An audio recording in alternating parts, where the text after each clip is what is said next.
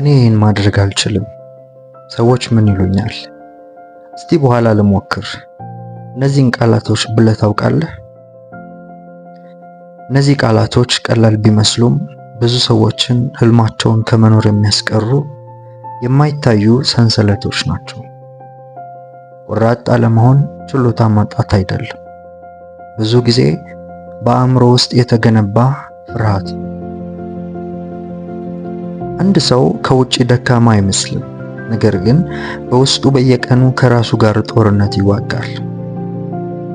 የሚገርመው ግን ቆራጥነት ከመወለድ ጋር የምታመጣው ስጦታ አይደለም፣ በቀን በቀን የምትገነባው ልማድ እንጂ። ይህን ቪዲዮ እስከ መጨረሻ ካየህ ቆራጥ ያለመሆን አስተሳሰብህን የምታሸንፍባቸውን 5 ትክክለኛ መንገዶችን ትማራለህ። እስከ መጨረሻ አብረኸኝ እንድትቆይ በትህትና ጋብዝሃለሁ። በህይወት ውስጥ ስኬትን የሚወስነው ብዙ ጊዜ ብልህነት ወይም እድል አይደለም፣ ውሳኔ መወሰንና ደፋር መሆን ነው። ብዙ ሰዎች አስደናቂ ሐሳቦች አሏቸው፣ ነገር ግን ስለሚፈሩ እነዚህ ሐሳቦች ህይወት አያገኙም። ቆራጥ አለመሆን እድሎችን ያሳጣል፣ ግንኙነቶችን ያበላሻል፣ እምነትን ያዳክማል እና ሰውን ብችል ኖሮ በሚለው ጸጸት ውስጥ ያስቀራል። ነገር ግን ይህንን ማሸነፍ ይቻላል። በተግባር የሚሰሩ 5 መንገዶችን ልጠቁምልህ።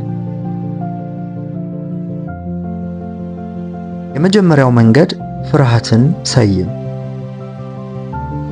ብዙ ጊዜ የምትፈራውን ነገር በግልጽ አታውቀውም።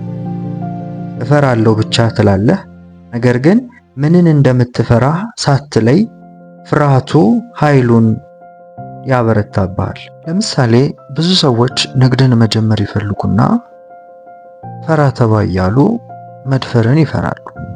ታዲያ የዚህን ምክንያት ደግሞ በጥልቀት ሲመረምር የሚፈራው ኪሳራ ሳይሆን ሰዎች እንዳይስቁበት እንደሆነ ይገነዘባል። እውነተኛውን ፍርሃት ሲያውቅ መፍትሄውንም ማግኘት ይጀምራል። በስነ ልቦና ይህንን name it to tame it ብለው ይጠሩታል። ስሜትን ስም ስጠው፣ አእምሮህ በስሜት ሳይሆን በምክንያት መስራት ይጀምራል ለማለት ፈልገው። ዛሬ አንድ ወረቀት ውሰድ። በትክክል የምፈራው ምንድን ነው ብለህ እስቲ ራስን ጠይቅ፣ ደግሞም ጻፈው። ብዙ ጊዜ የማይታየው ጠላት ከሚታየው ይበልጥ ያስፈራል።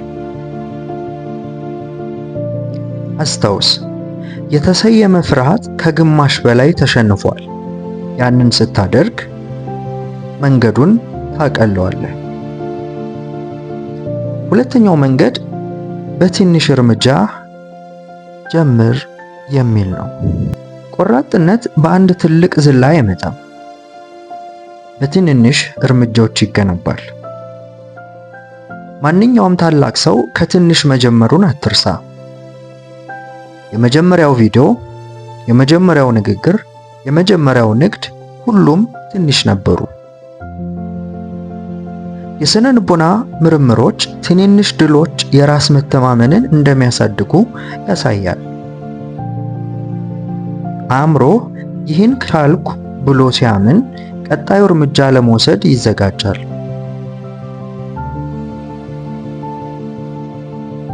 ጄምስ ክሊር በአቶሚክ ሃቢት በሚለው መጽሐፉ ውስጥ ትንሽ ልማዶች በጊዜ ሂደት ትልቅ ለውጥን እንደሚፈጥሩ ያብራራል።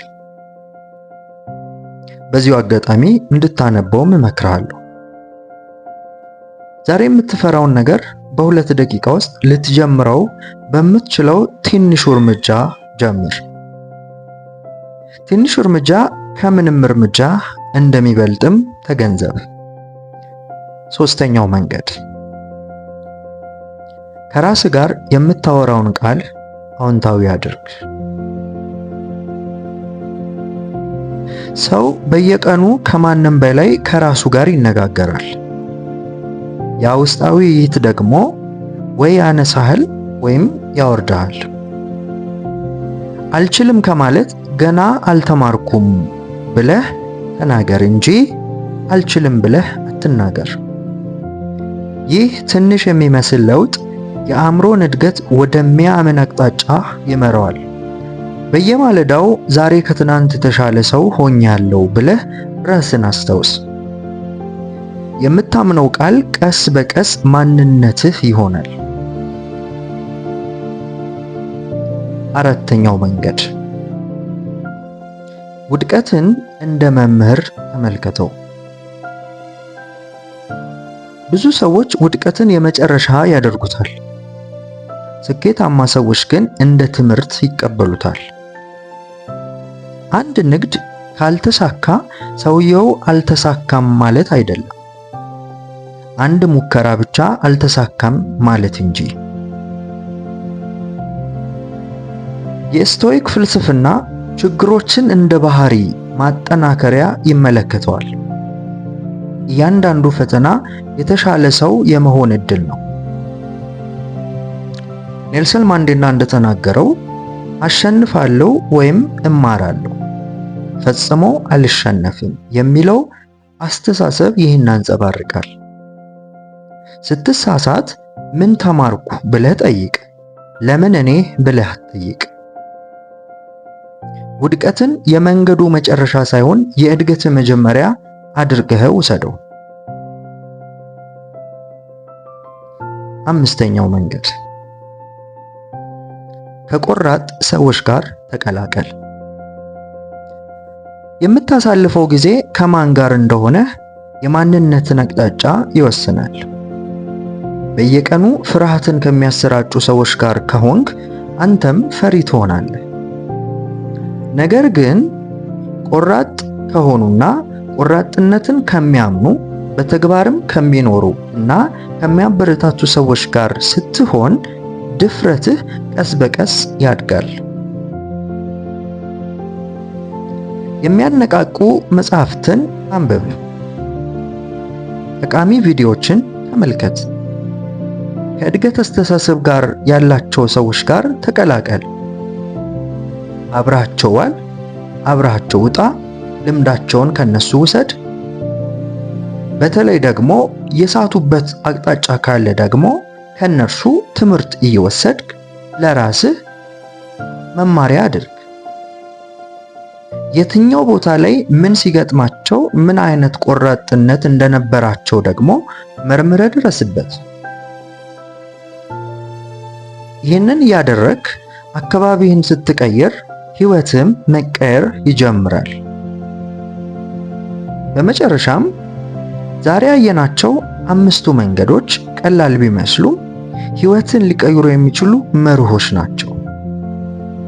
ፍርሃትን ሰይም፣ በትንሽ እርምጃ ጀምር፣ ከራስ ጋር የምታወራውን ቃል ቀይር፣ ውድቀትን እንደ ትምህርት ተመልከት እና ከቆራጥ ሰዎች ጋር ተቀላቀል። እነዚህን በየቀኑ ስትለማመድ ቆራጥነት የባህሪ አካል ይሆናል።